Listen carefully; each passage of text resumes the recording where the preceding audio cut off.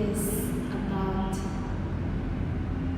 cultural division in learning English language. So before our new topic, I want to know how much do you know about India? How much do you know about India? So I know India is about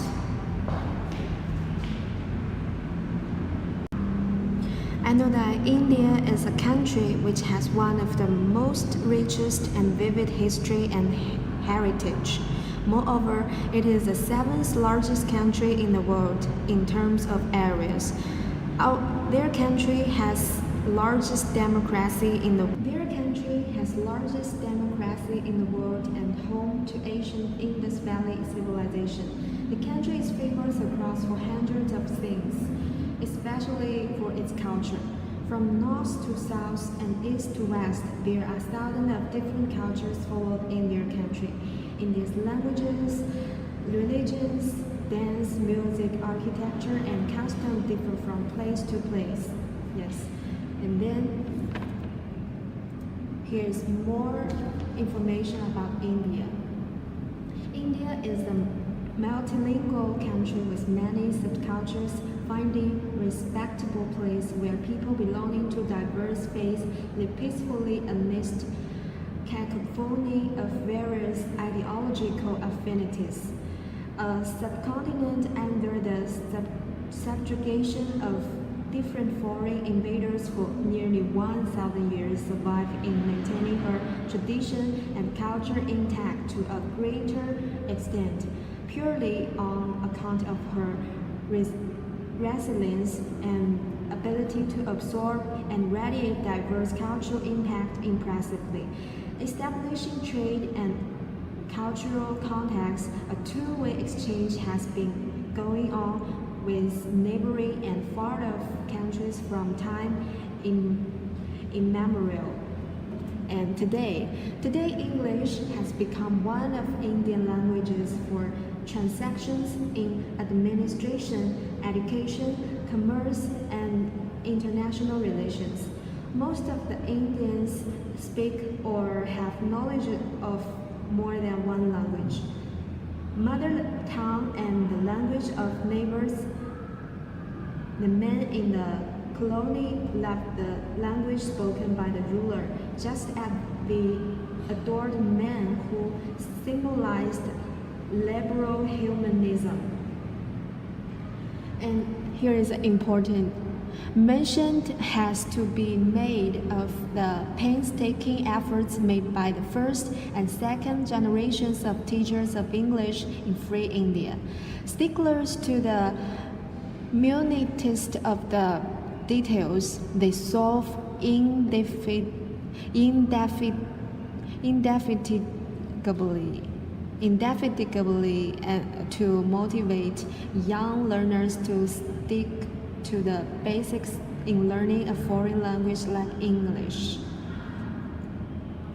So we know more about Indian culture, and now we should know what is culture about.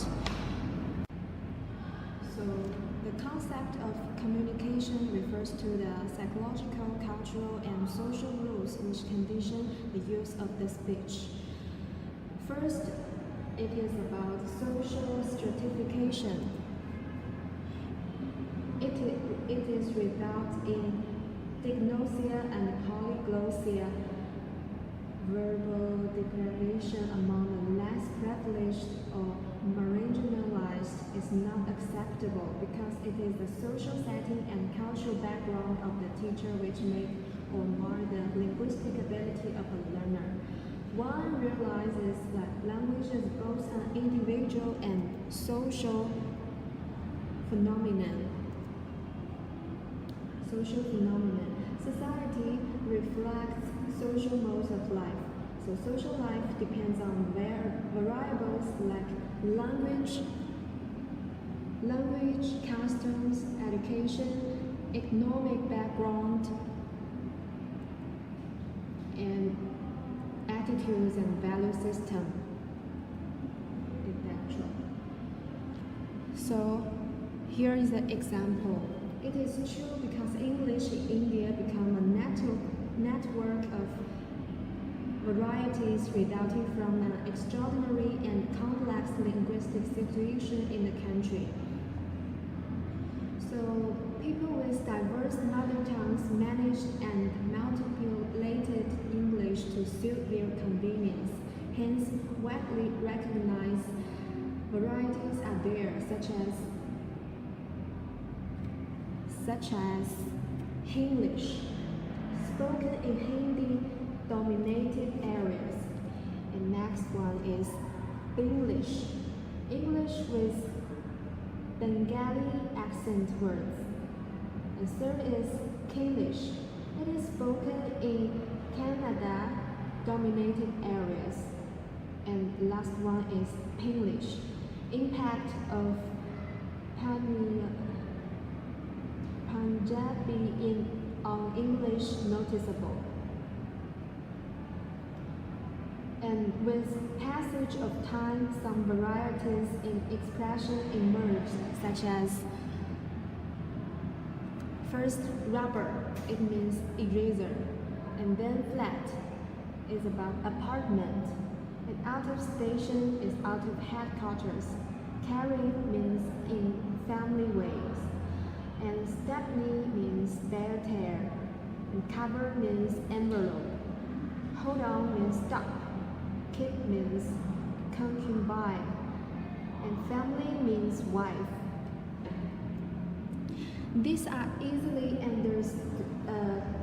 comprehended by Indians and routinely used. Tolerances for queer expressions and experimentation with second language have enriched vocabulary and communication patterns in the Indian context. Here is a new example more about Indian language. Conversation among people with different social, cultural, linguistic backgrounds offers interesting instances of Indian variety of English. Impact of mother tongue is quite prominent. For example, the use of reflexive pronouns may appear to be very Indian in nature, as in the following sentences. I myself did it, sir. I did exactly as you yourself told. Even if she does anything herself, she's not happy. Tomorrow itself, I myself will go to drawer when you yourself instructed me. The above statements illustrates impact of mother tongue, that is Indian language, on the speaker.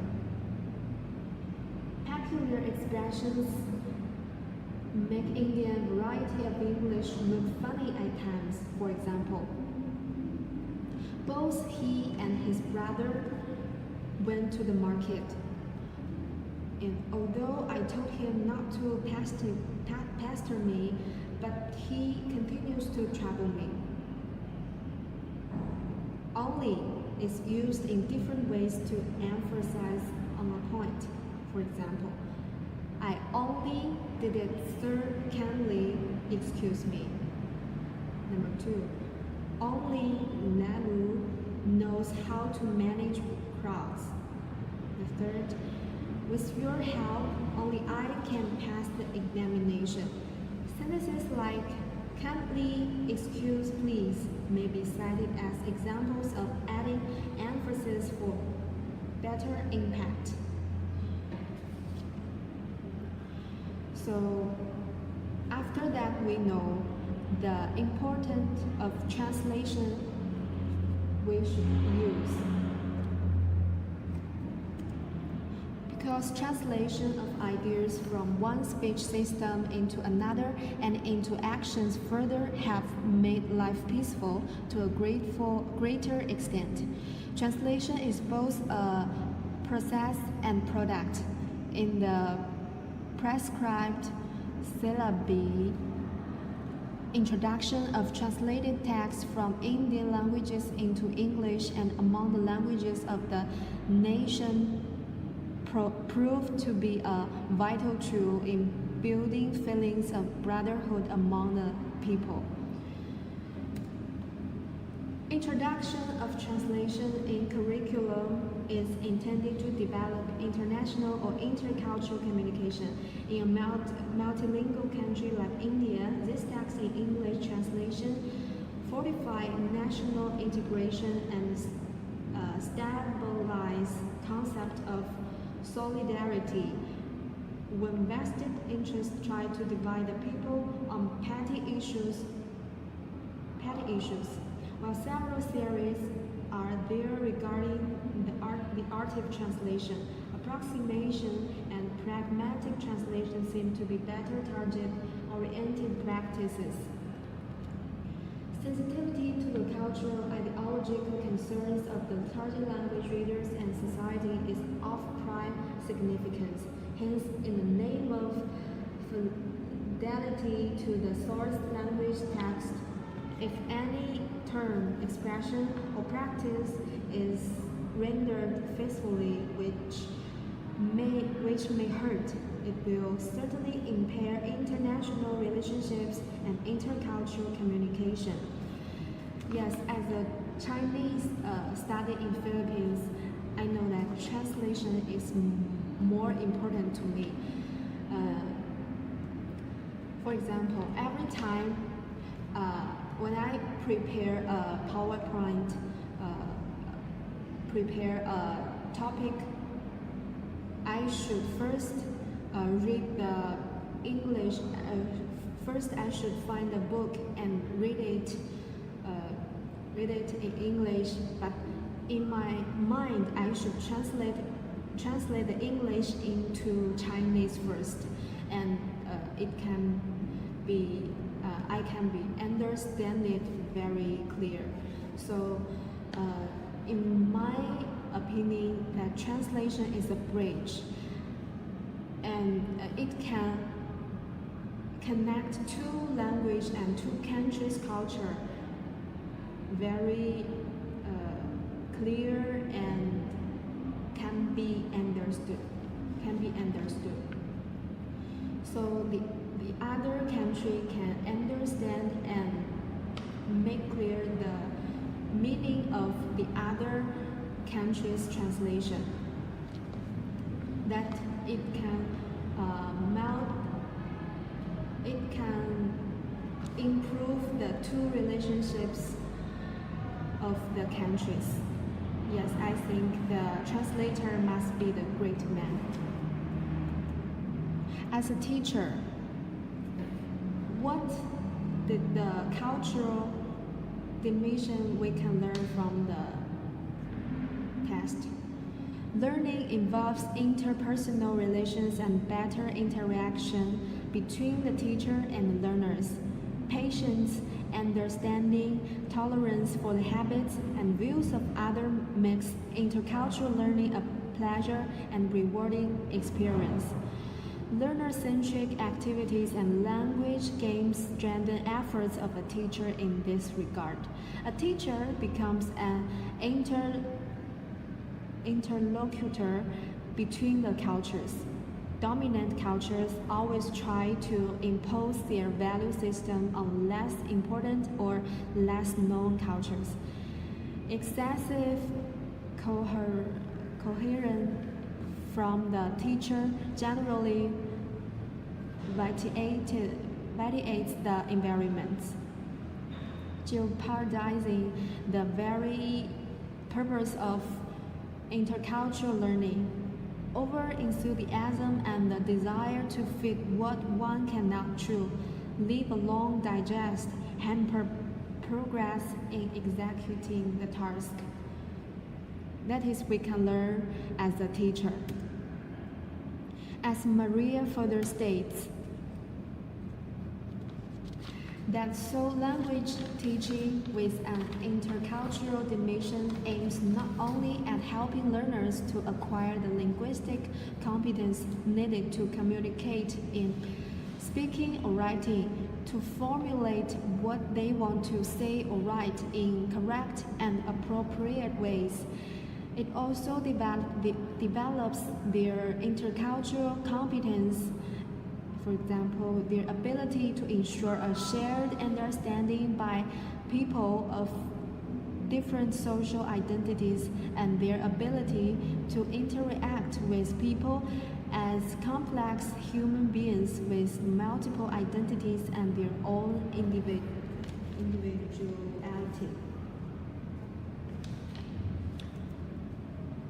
So, as a consequence, the best teacher is neither the native nor the non-native speakers, but the person who can help learners see relationships between their own and their cultures, can help them acquire interest in and curiosity about otherness, and an awareness of themselves and their own cultures seen from other people's perspectives, said Maria.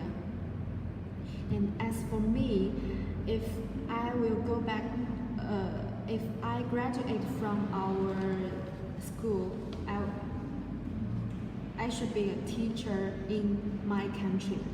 And though I have stayed Philippines for maybe about 2 years, I will know more about Philippines and about your culture, your language, and the phenomenon and the social society, so I can have a good impression and have a introduction to my country and absorb your good culture and good friendlyship relationship. Then I will teach my student to come to Philippines maybe in the future.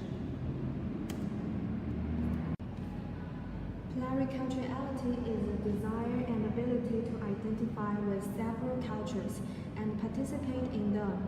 Intercultural reality is the ability to experience another culture and analyze that experience.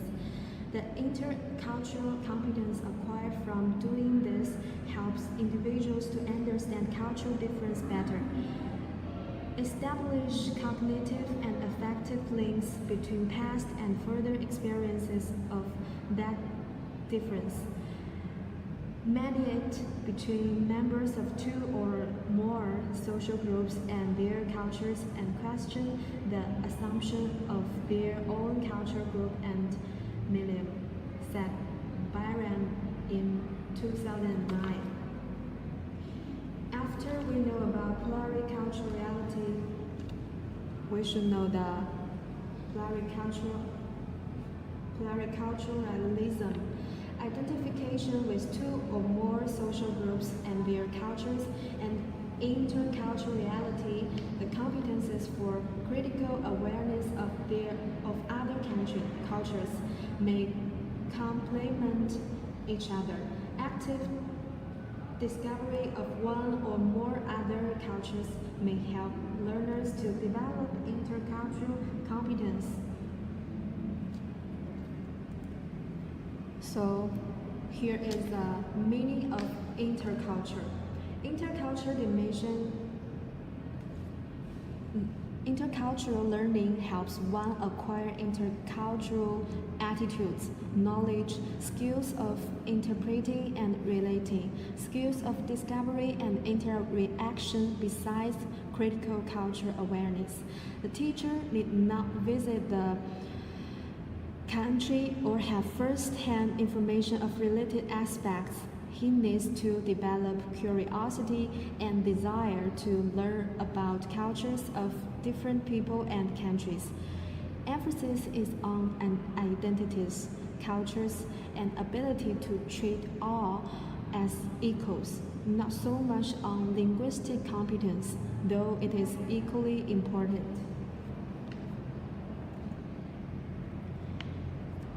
As a result, intercultural dimension in language teaching aims to develop learners as intercultural speakers or mediators who are able to engage with complexity and multiple identities and to avoid the stereotyping which accompanies perceiving someone through a single identity. It is based on perceiving the interlocutor as an individual whose qualities are to be discovered rather than as a representative of an externally ascribed identity. Intercultural communication is communication on the basis of respect for individuals and equality of human rights as a democratic basis for social interaction. So cultural dimension in language learning or teaching is imperative in the context obtaining in developing nations and dominant economies in Asia. The last, so language teaching with an intercultural dimension continues to help learners to acquire the linguistic competence needed to communicate in speaking or writing, to formulate what they want to say or write in correct and appropriate ways. But it also develops their intercultural competence, for example, their ability to ensure a shared understanding by people of different social identity and their ability to interact with people as complex human beings with multiple identities and their own individuality. Here is a conclusion.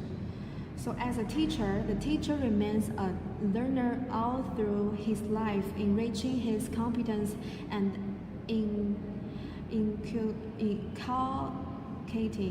inculcating human values among his students by focusing on intercultural approach. Use of technology makes the job easier and pragmatic. Shift in emphasis from text to real-life situations. Use the audio, video equipment, and ability to relate unknown to the known aspects create not only zeal to learn a language, but enhance scope to observe, absorb, and radiate newly acquired cultural awareness among learners. Okay, that's all I introduced about Indian and cultural dimension in learning